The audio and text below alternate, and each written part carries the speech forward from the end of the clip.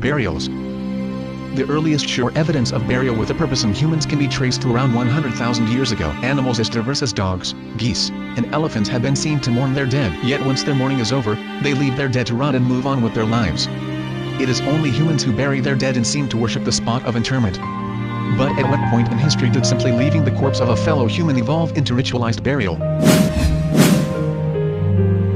Tin mines.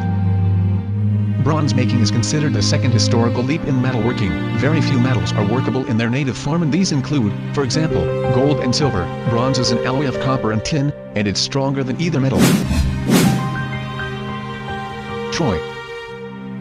People in the ancient world believed that the city of Troy, as well as the Trojan War, were entirely historical, but it was only in 1871 that the physical remains of Troy were discovered, at Hisarlik in Turkey. The discovery was made by Heinrich Schliemann, who followed textual evidence in the epics by Homer and other ancient references to find the city.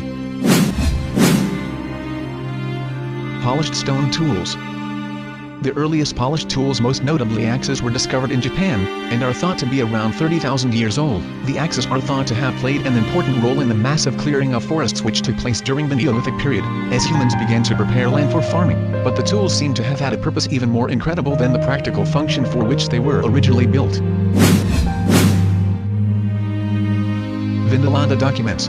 Debate still rages as to the function of Hadrian's Wall. In northern England, was it defensive, or merely a trade barrier? The fort at Vindolanda gives us an insight into the people who lived there as well as the people who lived in the Roman Empire at the height of its power. Those who lived on the wall used thin sheets of wood to write on, papyrus being far too expensive to import from the southern provinces. Oxyrhynchus Papyri.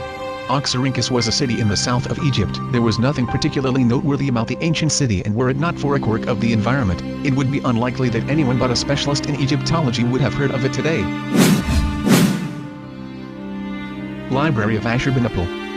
The Library of Ashurbanipal, also known as the Library of Nineveh, is the oldest collection of translatable writing on the planet. The civilization which flourished between the rivers Tigris and Euphrates is considered the first true civilization. To manage such a civilization, it was necessary for the kings of Mesopotamia to find a method of transmitting their orders and recording their belongings. Lance O. Meadows. The small rhyme above is taught to many students, and it is right, as far as things go. The problem with the memory aid is that it teaches people to remember Columbus as the first European to reach the New World. This idea is wrong on at least one count. Europeans had visited the American continent nearly 500 years before Columbus was born. Indus Valley Civilization.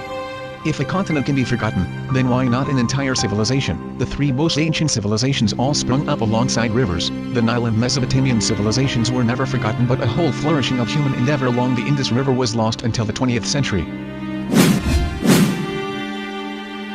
Göbekli Tepe.